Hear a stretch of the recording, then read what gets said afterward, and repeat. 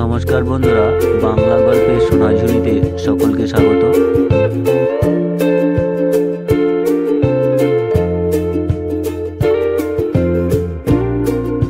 বন্ধুরা, আজ উপেন্দ্র কিশোর রায়চৌধুরীর সুন্দর মজার গল্প তারপর এই গল্পটি পাঠ করে তোমাদের শোনাবো। শুরু করা যাক গল্প তারপর।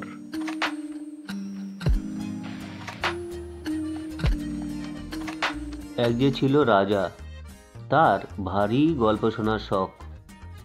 কিন্তু তা থাকলে কি হয়, রাজামশাইকে কেউ গল্প শুনিয়ে খুশি করতে পারে না। রাজামশাই বললেন, যে আমাকে গল্প শুনিয়ে খুশি রাখতে পারবে তাকে আমার অর্ধেক রাজ্য দেব, না পারলে কান টেনে নেব। যাবার সময় সকলেই কাটা কান নিয়ে দেশে যায়। গল্প বলতে গেলেই রাজামশাই খালি বলেন তারপর তারপর তারপর, এই করে গল্পওয়ালার দফা শেষ করে তিনি ছাড়েন। রাক্ষসের দফা শেষ হয়ে গেলে তারপর রাজপুত্র বেঁচে গেলেন, তারপর বউ নিয়ে দেশে এলেন, এরপর ভারী আনন্দ হলো, তারপর আমার কথা ফুরোলো, তারপর নোটে গাছটি মুড়লো, তারপর এমনি করে আর কত বলবে। কাজেই শেষে একবার তাকে বলতে হয়, আর আমি জানি না, আর জানি না, আর জানি না, আর বলতে পারছি না। তাহলেই রাজা বলেন, তবে গল্প বলতে এসেছিলে কেন? কাট তবে বেটার কান। মাঝখান থেকে কানটি যায়। সেই দেশে থাকে এক নাপিত। সে বড্ড কুঁড়ে, কিন্তু ভারী শেয়ানা। সে ভাবল, অর্ধেক রাজ্য যদি পাই তবে নেহাত মন্দ হবে না। একবার চেষ্টা করে দেখতে ক্ষতি কি? না হয় কান কাটাই যাবে।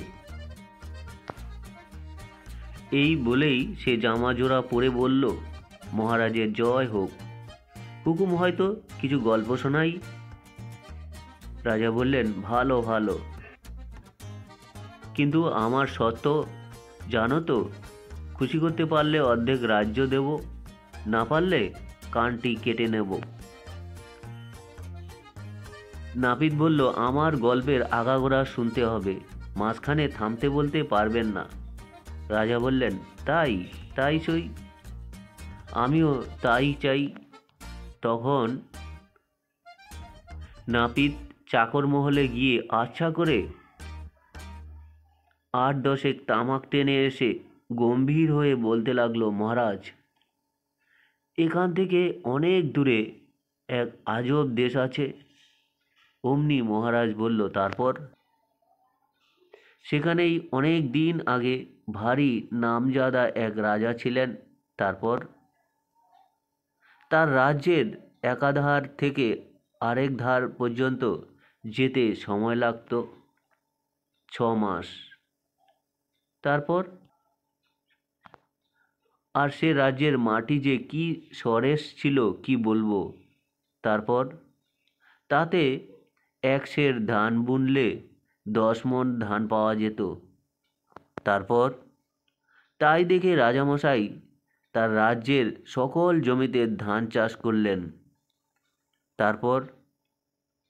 আর তাতে ধান যা হলো, সে ধান রাখার জন্য যে গোলা বানানো হয়েছিল, তার এক ধারে দাঁড়ালে তার অন্য ধার দেখা যেত না।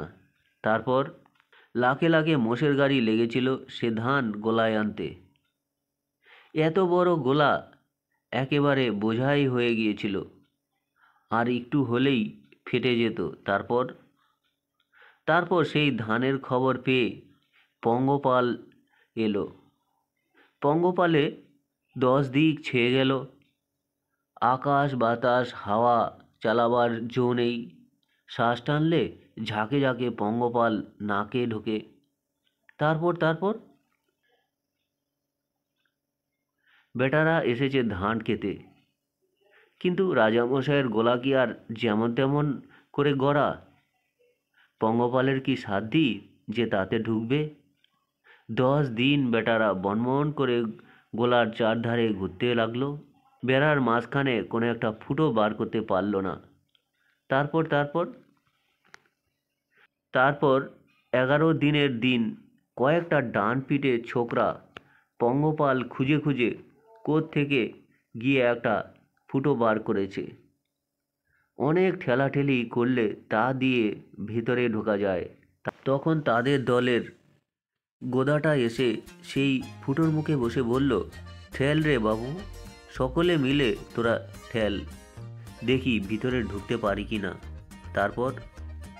তারপরও সে কি বিষম ঠেলাঠেলি, গোদা বেটা চ্যাপটা হয়ে গেল, তবু বলল ঠেল ঠেল। তারপর শেষে অনেক কষ্টে অর্ধেক ছাল বাইরে রেখে তবে গিয়ে সে ভিতরে ঢুকলো। তারপর ঢুকে একটি ধান মুখে করে নিয়ে সে ফুটোর কাছে এসে বলল, এবারে আমাকে টেনে বার কর। তারপর ওহ, সে কি টানাটানি, আর একটু হলেই বেটা ছিঁড়ে যেত। যা হোক, অনেক কষ্টে সে ধানটি নিয়ে বাইরে এলো।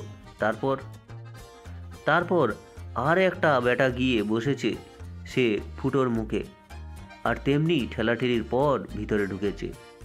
আর একটি ধান নিয়ে তেমনি টানাটানির পর বাইরে এসেছে। তারপর আরেকটা বেটা, তারপর আরেকটা বেটা, তারপর আরেকটা বেটা, তারপর আরেকটা বেটা। রাজামশাই যতই বললেন তারপর, আর নাপিত ততই খালি বলে আরেকটা বেটা। দণ্ডের পর দণ্ড এইভাবে চলে গেল। রাজামশাই ব্যস্ত হয়ে উঠলেন, কিন্তু না শুনে উপায় নেই। বলছেন আগাগোড়া শুনবেন, থামিয়ে দিতে পারবেন না। সন্ধ্যার সময় রাজামশাই আর থাকতে না পেরে বললেন, আরে আরে, আর কত বলবে, এখনো কি শেষ হলো না? নাপিত হাত জোর করে বলল, সে কি মহারাজ, সবে তো আরম্ভ। গুটি কয়েক পঙ্গপাল সবে গুটি কয়েক ধান নিয়ে এসেছে, এখনো গোলা ধান বোঝাই, আকাশে পঙ্গপাল অন্ধকার। কাজেই আর কি করা যায়? আরো 2 দিন বসে পঙ্গপালের কথা শুনলেন। তারপর মহারাজ আর কিছুতেই থাকতে না পেরে কেঁদে বললেন, আমার ঢের হয়েছে বাবা, অর্ধেক রাজ্য নাও, নিয়ে আমাকে ছেড়ে দাও, আমি একটু হাঁপ ছেড়ে বাঁচি।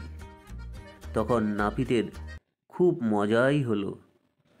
তো বন্ধুরা, এই ছিল আজকের গল্প। গল্পটি যদি তোমাদের ভালো লাগে, পাশে থাকবে, চ্যানেলটি সাবস্ক্রাইব করবে।